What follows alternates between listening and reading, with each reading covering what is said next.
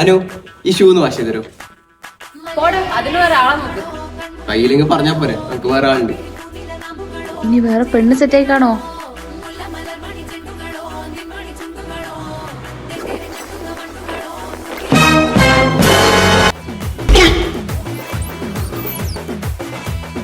ഇതെപ്പോഴും കിട്ടുവാ സാറിന്? ഇത് എപ്പോഴാ വേണ്ടത്? ഇന്ന് വേണമെങ്കിൽ നമ്മൾ ഇത് ഇന്ന് തന്നെ റെഡിയാക്കി. ഇതായിരുന്നോ?